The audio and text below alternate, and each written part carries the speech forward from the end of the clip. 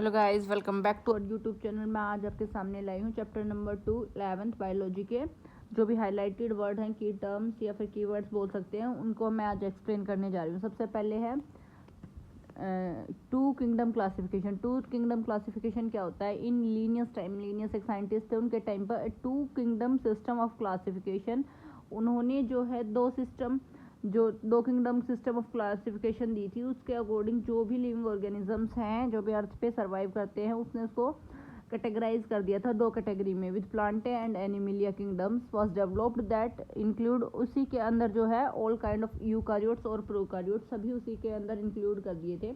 वही था to kingdom classification. ठीक है, उसके बाद नेक्स्ट है 5 किंगडम क्लासिफिकेशन।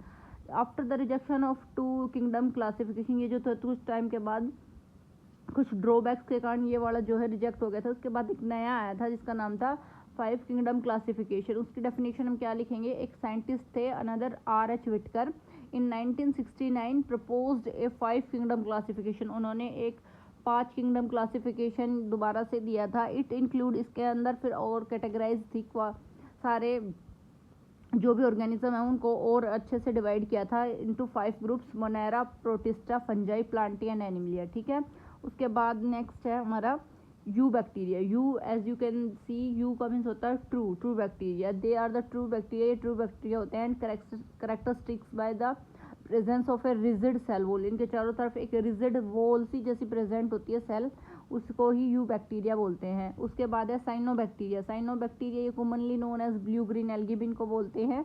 क्यों? क्योंकि पास क्लोरोफिल ए होता है, जो प्लांट पिगमेंट है क्लोरोफिल ए वो इनके पास होता है, सिमिलर टू ग्रीन प्लांट्स। जो भी ग्रीन प्लांट्स के अंदर होता है वो सेम टू सेम इसलिए इनके अंदर होता है, इसलिए इनका नाम रखा गया है ब्लू ग्रीन एल्गी।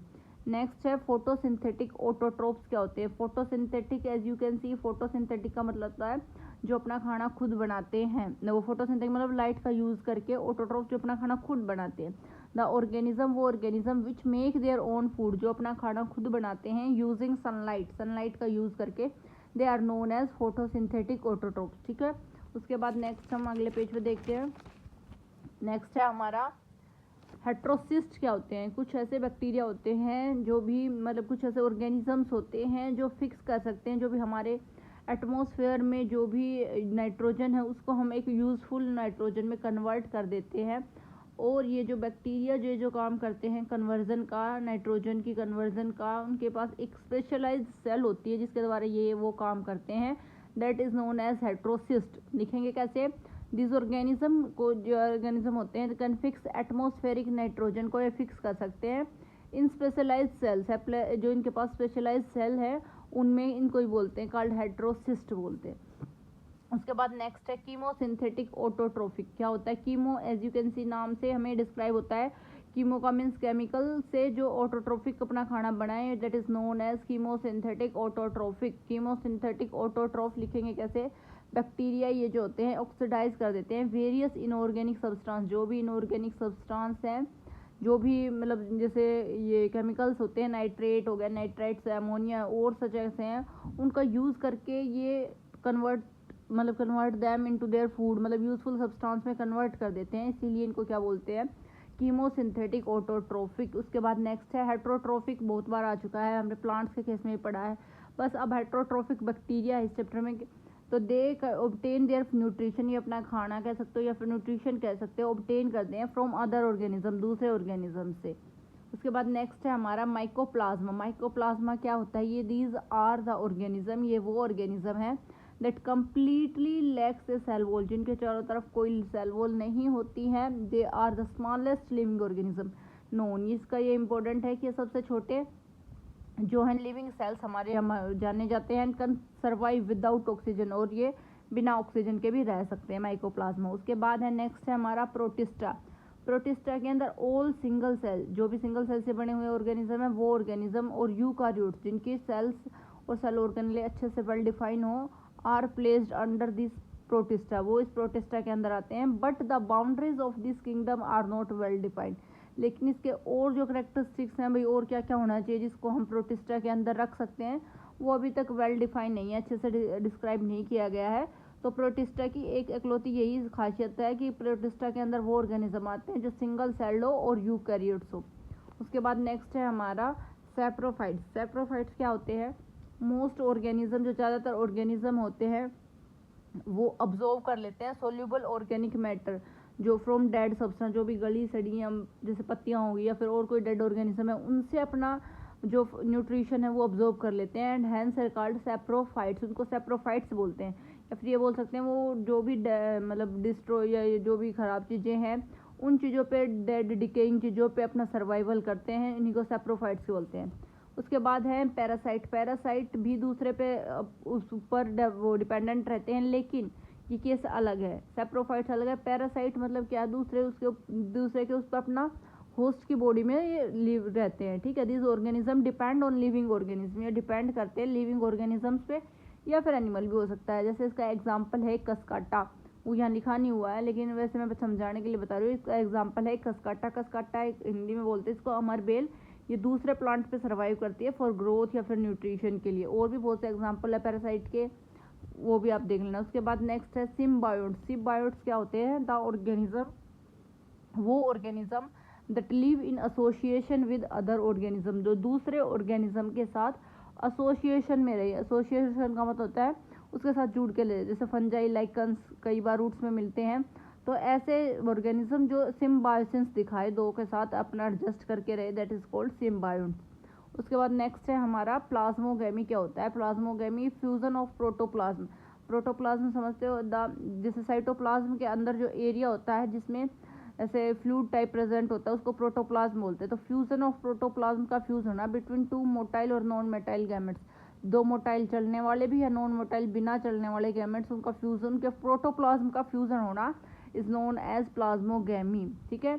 उसके बाद कैरियोगेमी है। कैरियोगेमी का सिंपल वर्ड है, बिल्कुल सिंपल इजी सी डेफिनेशन लिखी गई है। फ्यूजन ऑफ टू न्यूक्लियाई, अगर दो यहाँ सेल के सेंटर में न्यूक्लियस होता है, अगर दोनों न्यूक्लियस या न्यूक्लियाई का आपस में फ्यूजन हो रहा है, दैट इज कॉल्ड कैरियोगेमी, ठीक है। उसके बाद नेक्स्ट है हमारा डाइक्रोन और डाइक्रोफेज, ठीक है। एन इंटरवेनिंग डाइक्रोटिक स्टेज होती है जिसमें n+n, दो हाफ और हाफ डिप्लॉयड जो टू न्यूक्लियाई पर सेल होती हैं वो इसमें क्या होता है वो जुड़ जाती हैं। सच ए कंडीशन, ऐसी कंडीशन ए डाइक्रोन, इस कंडीशन को डाइक्रोन कहते हैं। एंड द फेज, इस जो पूरा फेज है जो टू n+n का मिलने का, इट इज़ नोन एज डाइक्रोफेज, ठीक है। इसी का पार्ट है, इसको कंडीशन को ये बोलते हैं, पूरे फेज को डाइक्रोफेज, ठीक है।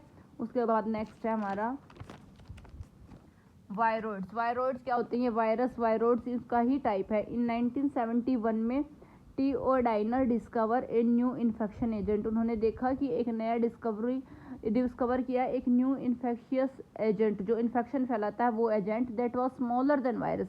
ये क्या होते हैं? वायरस तो हमने अब तक सब पढ़ा, लेकिन ये वायरोइड्स क्या होते हैं? स्मॉलर देन वायरस, से छोटे होते हैं। And chaos potato spindle tuber disease, इन्होंने ये वाली डिजीज़ जो है पोटैटो स्पिंडल ट्यूबर डिजीज़, ये वाली डिजीज़ फैलाई थी। It was found to be free RNA के, इनमें क्या मिला था? फ्री आरएनए था। It lacked the protein, coating के बाहर जो सरफेस पे जो प्रोटीन कोट होता है वायरस के ऊपर वो नहीं था। That is found in virus, जो वायरस में मिलता है। Hence the name as viroid, इसलिए इसका नाम क्या रख दिया? वायरस से इसके कुछ जो फीचर्स थे वो उनसे अलग थे, इसीलिए इसका नाम क्या रखा गया? वायरोइड्स। उसके बाद एक और है हमारा प्रायंस। क्या होते हैं? इन मॉडर्न मेडिसिन, जो आजकल की मॉडर्न मेडिसिन ये चली हुई है, इनमें सर्टेन इन्फेक्शियस न्यूरोलॉजिकल डिजीज़ जो है वर फाउंड, इनमें भी कुछ ऐसी इन्फेक्शियस न्यूरोलॉजिकल मीन्स होता है दिमाग से रिलेटेड, न्यूरॉन सिस्टम से रिलेटेड डिजीज़ जो है मिली गई, टू बी ट्रांसमिटेड हो रही थी बाय एन एजेंट, किसके द्वारा? एक एजेंट इनको ट्रांसफ़र कर रहा था, उसके पास कंसिस्टिंग ऑफ अबनॉर्मलिंग फोल्डेड प्रोटीन, उसके पास भी जो नॉर्मल फोल्डेड प्रोटोन था वो नहीं था, अब नॉर्मल था। The agent was similar to the size of the virus, फिर ये भी वायरस के साइज से सिमिलर था, कुछ इसकी प्रॉपर्टीज सिमिलर थी। दीज एजेंट वर कॉल्ड, अब इनका नाम क्या रखा गया? प्रायोन्स, ठीक है। उसके बाद लास्ट में है लाइकन्स क्या होते हैं? Lichens are symbiotically associated, lichens जो है सिम्बायोटिक एसोसिएटेड मतलब जुड़ के रहते हैं, म्यूचुअली यूजफुल एसोसिएशन रहते हैं बिटवीन एल्गी के साथ और फंजाई के साथ, लाइकन्स, ठीक है। लाइकन मोस्टली उस एरिया में पाए जाते हैं जहाँ पे पोल्यूशन मतलब बिल्कुल जीरो, बिल्कुल साफ एरिया हो, वहाँ पे लाइकन जनरली प्रोड्यूस होते हैं। तो ये इंडिकेट भी कर देते हैं पोल्यूशन को, जहाँ पोल्यूशन होगा, पोल्यूशन इंडिकेटर भी बोलते हैं इनको, जहाँ पे पोल्यूशन होगा वहाँ पे सर्वाइव और ग्रो नहीं करते, ठीक है। उसके बाद लास्ट है हमारा इस चैप्टर का लास्ट हाईलाइटेड वर्ड्स में से लास्ट है फाइकोबायोंट और माइक्रोबायोंट्स क्या होते हैं। जो भी ये वायरस की हम बातें कर रहे हैं, इसमें जो दो कंपोनेंट होते हैं अलग अलग, उसमें the algal component is known as phycobiont बोलते हैं, और जो फंगल जो फंजाई वाला पार्ट है उसको बोलते हैं माइक्रोबायोंट। ठीक है, इसी के साथ हमारे जो कीवर्ड्स और हाईलाइटेड है ये यहाँ ख़त्म होते हैं चैप्टर नंबर 2 के। Thank you.